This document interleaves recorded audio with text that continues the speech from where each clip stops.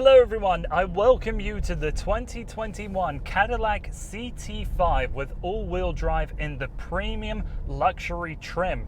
Now, the way that Cadillac is going in these past couple years, to say the very least, has been a bit complicated. The CT5 is kind of a replacement to the CTS, but not really. The best way to sum all of it up is that the CT5 is meant to be a new value proposition for the compact premium sports sedan space. So it goes up in terms of price and features to the BMW 3 Series, although it is more similar in size to the 5 Series, and the CTS was meant to be a direct competitor to the BMW 5 Series.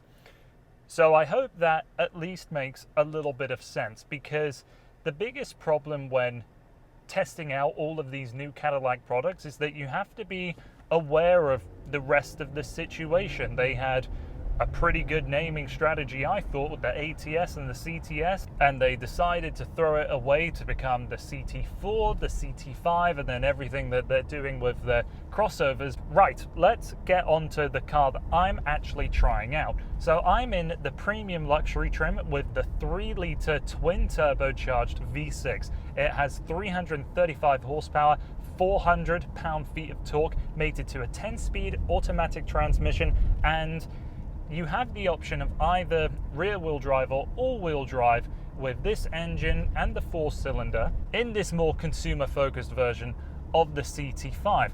Now, there's quite a few elements driving this Cadillac that I really enjoy, but there's more than a few glaring problems, and it's rare that you come across a car that you want to like, but you struggle to recommend. So let's get into those reasons. Things that I like. I really like the drivetrain of this CT5. This is the first time I've tested out this new 3-litre twin turbocharged engine, and it really is pretty quick. It has a few odd characteristics time to time. There can be an odd buzz coming from the exhaust every once in a while, but this is, I think, the smoothest V6 engine I've ever felt in a vehicle. There's absolutely no vibration coming into the cabin when you're going at highway speed, or really when you're revving the thing out. It does have automatic stop start, and with the 10-speed automatic transmission, the program logic is smart enough that it is always in the right gear. But if you want to go into manual mode or into sport mode, the gear shifts are actually pretty responsive. So let me show you some of the things that this car can do when you want to push it, because that is, I think, the most surprising element to driving this Cadillac, is that the 10-speed transmission is wanting to connect with you, it's wanting to put the power to the ground, and the 335 horsepower and 400 pound-feet of torque really is quite impressive, honestly. I'll put it into sport mode just to make the shifts a little bit sharper, and you'll notice in sport mode that there seems to be a real gunshot sound every time that you upshift right at the red line. It is actually quite thrilling. Not the fastest shifts that you would expect, and certainly not as smooth as the 8-speed ZF from a lot of the German rivals, but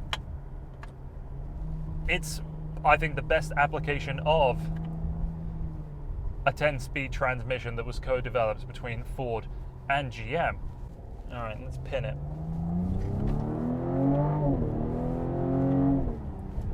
Definitely a little bit of piped in audio, not so much that it's feeling artificial, but a little bit just to let the real enthusiasts know that it is catering to them a little bit. The steering is a standout part of the Cadillac driving experience for me, because it's quite light on center, but a good amount of feel, and it weights up nicely when you're going on a big on-ramp. Other things to mention, I think the brakes are fantastic, perfectly tuned to what I want out of a car.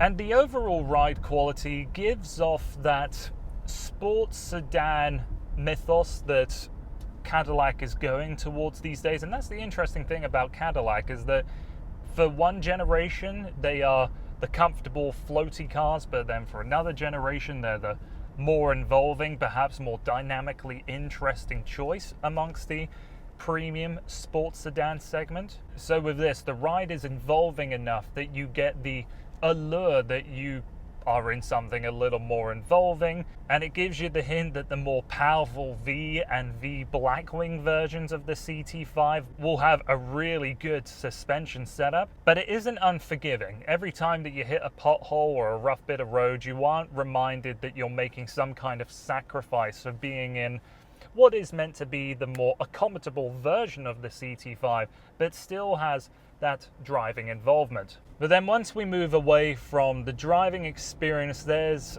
more than a few substantial errors or oversights with the CT5, and it largely comes from the interior. I like the design of this car. I think it's all laid out very smartly and nothing is really out of place. And the build quality is amongst some of the absolute best that I have ever seen in a GM product. Everything is fitting together seamlessly, feels rather quite solid too, and I honestly haven't noticed any squeaks or vibrations or anything like that during my week of testing. But even though we have good build quality, the materials are questionable at best. So there is a lot of soft and hard molded plastic, especially right here in the center console. A few other puzzling things for me is that we have two volume knobs. We've got one just below the screen and then one right behind your gear selector. Why? Why did we need a second one? Why do we even need them up here? It makes me think that they were some way through the development process of this vehicle and they were trying to ensure that with the no criticism, the journalists like me would complain that there isn't a volume knob or a tuning knob and that kind of a thing, because you have both right here, right beside each other, giving it this asymmetrical view. But there was always meant to be one down here, so what gives? It's weird, to say the least. The biggest failing, though, is the indicator and wiper stalks. I know Cadillac is run by GM, and GM does a lot of part sharing, but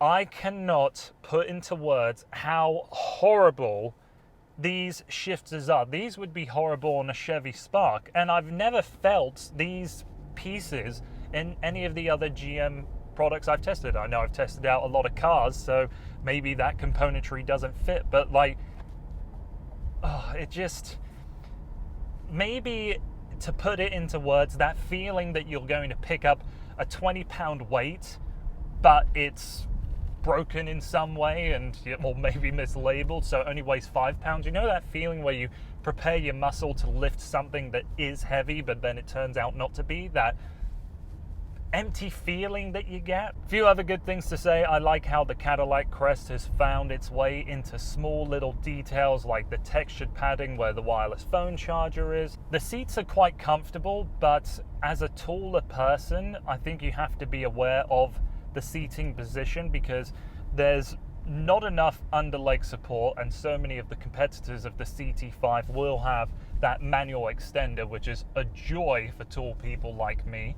And even though this has the same amount of rear interior volume as something like a 5 Series, it really is quite cramped back there because we have quite a small greenhouse in this vehicle and it slopes back quite aggressively to give the overall look of the CT5, which I have to say is quite handsome. But when you look behind you and you see the poor rear visibility that you have, I think there was a lot of ideas that went into this car and they tried to achieve all of them, but they couldn't make the right compromises in the right places. So in this situation, I can't sit behind myself all that comfortably. I can't put my back up against the seat back. I have to really slouch forward. Good that I have a good amount of footroom underneath the seats, but the CT5 has rear seats that I certainly wouldn't want to sit in, and I wouldn't want to put other tall people back there either. So there you have it. Those are my thoughts towards the Cadillac CT5, my first Cadillac experience, and there truly are some good takeaways to this experience, but I can't help but think Cadillac is a little bit confused internally. They're not sure what they're trying to achieve. They're not quite sure what they want. And as I mentioned earlier, I think they're playing the size of this vehicle as the value proposition for this space. You get a bigger vehicle for the same money you would a smaller vehicle from BMW, Audi, or Mercedes. But in the case of what we're talking about here, a vehicle that I think is too far flawed, that the additional value created by the space added doesn't provide you with anything, then I think what would be a better use of Cadillac's money is to make this vehicle just align itself in terms of dimensions, put more money into the material use, because this car has proven that they can build a good cabin. They just need the furnishings to make this space feel rich and desirable. So the Cadillac CT5 premium luxury with the 3-litre engine and all-wheel drive is a vehicle that at the end of the day I think you should test drive, but really do not test this vehicle on its own. You have to go see what the competition is able to achieve for the same money or a little bit more. So those are all my thoughts. Thank you very much for taking the time to watching this video. Please don't forget to like, comment, subscribe, all of those other great things. Really helps this channel out a lot. Thanks again. Hope to see you here soon.